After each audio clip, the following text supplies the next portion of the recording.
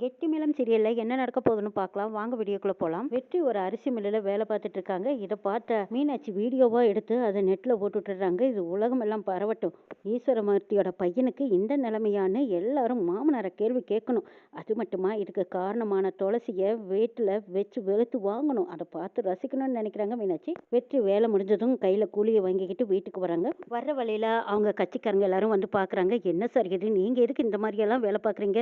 உங்ககிட்ட எத்தனையோ தொழில் இருக்கு, அதை பார்த்தா ஆகாதாங்கிறாங்க. இல்லைங்க, நம்ம கீழே இருக்கிறவங்க எந்த மாதிரியெல்லாம் கஷ்டப்படுறாங்கன்னு தெரிஞ்சுக்கிறதுக்காகத்தான் நான் இப்படி ஒரு வேலையை தேர்ந்தெடுத்தேன்னு சொல்லி சமாளிக்கிறாங்க வெற்றி. அது மட்டும் இல்லாமல் அப்பா என்னதான் சம்பாரிச்சு வச்சிருந்தாலும் என்னோட சொந்த காலில் நான் சம்பாரிச்சு நிற்கணும்னு என்னோட ஆசை, அதுவும் என் பொண்டாட்டியோட விருப்பம்னு சொல்றாங்க. துளசி ரொம்ப மேன்மையாக பேசும்போது அங்கே இருந்த மக்கள் எல்லாருமே பாராட்டுறாங்க. கணவனுக்கு மனைவி கொடுக்குற மரியாதையும் மனைவிக்கு கணவன் கொடுக்குற மரியாதையும் தான் சார் முன் உதாரணம். அதுக்கு நீங்க பொருத்தமான ஜோடியா இருக்கிறீங்கன்னு பாராட்டுறாங்க. மேடம், அவர் கஷ்டப்பட்டு உழைக்கிறத பற்றி நீங்க என்ன நினைக்கிறீங்கன்னு கேட்குறாங்க. யாருமே கஷ்டப்பட்டு உழைச்சவங்க மேன்மையில தான் இருப்பாங்களே தவிர கீழ்வரம் போகவே மாட்டாங்க. இதுலேயும் அவங்க அப்பாவுக்கு பெருமை தானே தவிர இதில் தாழ்வு எதுவும் கிடையாது. காசு பணம் எப்போ வேணாலும் நம்ம சம்பாதிக்கலாம், ஆனால் வயசு இருக்கும்போது தான் உழைப்போட அருமை தெரியும்னு சொல்றாங்க துளசி. இதை கேட்டு அங்கேருந்து எல்லாருமே கைத்தட்டாங்க. வீட்டுக்கு வந்ததும் வெற்றியோட அப்பா கேட்குறாங்க, டே எங்கட போயிட்டு வர, குடும்பமான மரியாதையை ஏன் கெடுக்கிறேன்னு கேட்குறாங்க. என்னப்பா இது, வேலைக்கு போனால் குடும்பமான மரியாதை கெட்டுருமா என்ன? எல்லாத்துக்கும் காரணம் இங்கே நிற்கிறாளே இவதாங்கன்னு சொல்றாங்க அபிராமி. இதை பாருங்கப்பா, மற்றவங்க மனசை காயப்படுத்துற மாதிரி இப்படியெல்லாம் நீங்கள் பேசாதீங்க. உழைக்கிறவங்களுக்கு என்னைக்குமே தோல்வி கிடையாது. உழைச்சா நிம்மதியான தூக்கம், நிம்மதியான வாழ்க்கை, அந்த வாழ்க்கை எனக்கு கிடைச்சிருக்குதுன்னு நான் சந்தோஷப்படுறேங்கிறாங்க. இது எல்லாத்துக்கும் காரணம் அந்த துளசி தான். அபிராமி சரியான கோட்டில் இன்னொரு விஷயத்தையும் சொல்றேன், நல்லா கேட்டுக்கோங்க. என் பொண்டாட்டி துளசிக்கு என்ன பிடிக்குமோ அதை மட்டும்தான் நான் செய்வேன்னு சொல்லிடுறாங்க. இதை கேட்ட மீனாட்சி அபிராமியை பார்த்து கஞ்சாட பண்றாங்க. பாத்தீங்களாத்தே என்ன மாதிரி பேசிட்டு போறாங்கிறாங்க. இதை கேட்ட அபிராமியும் பாத்தீங்களாங்க, பொண்டாட்டி பேச்ச மட்டும்தான் கேட்பானா, பெத்த நமக்கு எந்த மரியாதையும் கிடையாது பாருங்க, நம்ம மான மரியாதையை கப்பல் எத்தனோன்னே இவன் நினைச்சிட்டு இருக்கான்னு திட்டுறாங்க. வெற்றி வந்து அபிராமியை கேட்குறாங்க, ஏமா என்னாச்சு உனக்கு, இதில் என்ன உனக்கு பிரச்சனை? என் பொண்டாட்டிக்கு என்ன பிடிக்குதோ அதை நான் செஞ்சுட்டு இருக்கேன், உன் புருஷனுக்கு என்ன பிடிக்குதோ அதை தானே நீ செய்கிற, அந்த மாதிரி தான் எங்கள் வாழ்க்கைங்கிறாங்க வெற்றி. அப்பாவுக்கு நீ எப்படியோ அதே மாதிரி தான் எனக்கு துளசி. துளசி என்ன சொல்கிறாங்களோ அதான் நான் செய்வேன். இப்போதைக்கு வேணா உனக்கு இது பிடிக்காம இருக்கலாம், ஆனால் எது பிடிக்குதுன்னு நினைக்கிறோமோ அதுதான் நமக்கு எதிராக நிற்கும், எது பிடிக்காதுன்னு நினைக்கிறோமோ அதுதான் நம்மளுக்கு நாளைக்கு கை கொடுக்குங்கிறாங்க வெற்றி. துளசி வந்து அபிராமி கிட்ட சொல்கிறாங்க, இதை பாருங்கத்த, உங்கள் பையனை நான் இப்படி அவெல்லாம் தெருவில் விட்டுற மாட்டேன். அவருக்குன்னு ஒரு வாழ்க்கை, அவருக்குன்னு ஒரு லட்சியம், இப்படி போயிட்டே இருந்தோம்னா அவங்களுக்குன்னு ஒரு முன்னேற்ற பாதையை அமைச்சுக்குவாங்க. முன்னேற்றத்தை தேடி வாழ்க்கையை பெருமையாக அமைச்சுக்குவோமே தவிர மற்றவங்க கேலியா கேவலமாக சிரிக்கிற அளவுக்கு எங்கள் வாழ்க்கையை கொண்டு போக மாட்டோங்கிறாங்க துளசி. எங்கள் அப்பா சின்ன வயசுலேருந்தே தனக்குன்னு இருக்கிற தன்மானத்தை மட்டும் யாருக்காகவும் எதுக்காகவும் விட்டு கொடுக்கக்கூடாதுன்னு சொல்லியிருக்காங்க. அண்ணன், தம்பி, சொந்தம், பந்தம் இவங்க எல்லாத்தையும் நம்புறதை விட நம்ம கைத்தொழில், நம்ம தொழிலை நம்ம நம்பினோன்னா நம்ம என்னைக்கு தலை நிமிர்ந்து வாழ்னான்னு எங்கள் அப்பா சொல்லியிருக்காரு. அந்த ஒரு நல்ல பழக்கத்தை தேடி தான் நாங்கள் போயிருக்கோம். என்னைக்கு யாரும் மற்றவங்க சிரிக்கிற அளவுக்கு நாங்கள் கேவலத்தில் நிற்க மாட்டோம்னு சொல்கிறாங்க துளசி. எங்கள் வாழ்க்கையிலையும் கண்டிப்பாக நாங்கள் உயர்ந்து வருவோம், அதை எல்லாரும் பார்த்து மூக்கு மேலே விரல் வைக்கிற அளவுக்கு நாங்கள் வாழ்ந்து காட்டுவோம்னு சொல்கிறாங்க துளசி. இதை கேட்ட அபிராமி ரொம்ப இழுசா பேசுறாங்க. ஆமாம்மா, இதெல்லாம் சினிமா கதையில வேணா வரும், ஆனா நிஜ வாழ்க்கையில அதெல்லாம் முன்னேற முடியாது. பொண்டாட்டி ஏதோ கற்பனையில மிதக்கிறான்னு நான் நினைக்கிறேங்கிறாங்க அபிராமி.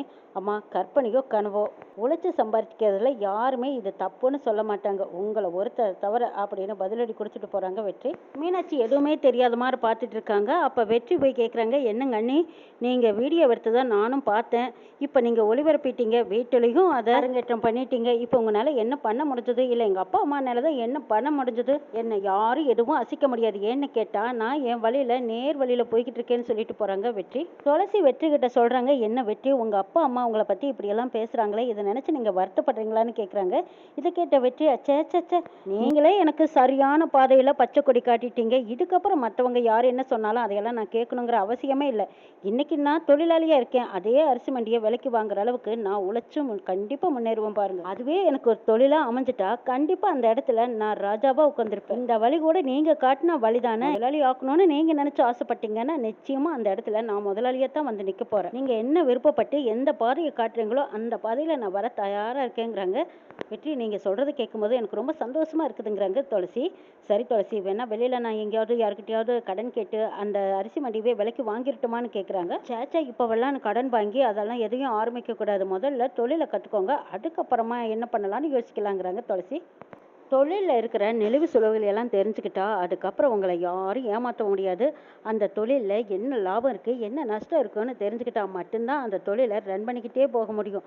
இல்லைன்னா ஏமாற்றத்தில் தான் உட்காந்துருப்போம். தொழிலாளிங்களுக்கு தெரிஞ்ச வரைக்கும் முதலாளிங்களுக்கு அவ்வளவா தெரிய வாய்ப்பே கிடையாது. ஏன்னு கேட்டால் அவங்க பணத்தை மட்டும்தான் பார்ப்பாங்க. ஆனால் தொழிலாளிங்க கஷ்டம் நஷ்டம் எல்லாமே அவங்களுக்கு மட்டும்தான் தெரியும். அதனால நம்ம ஆரம்பத்தில் தொழிலாளியாக இருந்து முதலாளியாக வர்றவங்க மட்டும்தான் எந்த ஒரு தொழிலையும் நிலைய கொண்டு போக முடியுங்கிறாங்க துளசி. அடே அப்பா, தொழிலை பற்றி இவ்வளோ விஷயங்கள் தெரிஞ்சு வச்சிருக்கீங்களான்னு ஆச்சரியப்படுறாங்க வெற்றி. தான் கண்ட காதல் நினைவாகுமா அப்படின்னு நினைச்சிட்டு துளசியவே பார்த்துட்டு இருக்காங்க வெற்றி. துளசி என்ன அப்படி பார்த்துட்டு இருக்கீங்க அப்படின்னு சடக்கு போட்டு கூப்பிடுறாங்க. வெற்றி சொல்றாரு, இல்லைங்க மேடம், நான் பெரிய கனவு கண்டேன்னு சொல்றாங்க. கனவு கண்டீங்களா? என்னங்க, பெரிய ரைஸ் மில்லுக்கு ஓனர் ஆகிற மாதிரி கனவு கண்டீங்களா? இல்லை அங்கிருந்து நீங்க அப்படியே அரசியலில் நடந்து வருவீங்களே அந்த மாதிரி உங்களுக்கு பின்னாடி பல பேர் நடந்து வந்துட்டு இருப்பாங்கன்னு கனவு கண்டீங்களாங்கிறாங்க. அதில் உங்களை நினைச்சேன், கனவு வந்ததுங்கிறாங்க. இதை கேட்டு துளசி வெக்கப்பட்டு நிற்கிறாங்க. அந்த இடத்துக்கு தியா வந்துடுறாங்க. தியா வந்ததும், அடடே என்னது இப்பெல்லாம் உங்ககிட்ட அம்மா சகஜமா பேச ஆரம்பிச்சிட்டாங்களா? உங்ககிட்ட பேசி சிரிக்கிறாங்க. அது மட்டும் இல்லாமல் உங்களை பார்த்ததும் வெக்கப்படுறாங்க. அப்படி என்ன நடந்ததுன்னு தியா பாப்பா கேட்கவும், துளசி, தியா சின்ன பாப்பாவுக்கெல்லாம் இந்த மாதிரி விஷயங்கள் எல்லாம் தேவைதானா, பேசாம அந்த பக்கம் போங்கிறாங்க. அப்போ வெற்றி கூப்பிட்டு, இங்க பார் தியா பாப்பா, உங்க அம்மா இப்பதான் என்ன கொஞ்சம் கொஞ்சமா புரிஞ்சுக்கிட்டாங்க. அதனாலதான் அவங்களுக்கு இந்த வெக்கங்கிறாங்க. இதை கேட்ட தியா, ஏமா அப்படியா அப்படின்னு கேட்கவும், ஏய் என்னடி இது அப்படியா இப்படியான்னு கேட்டுட்டு போய் படிக்கிற வழியை பாருங்கிறாங்க துளசி.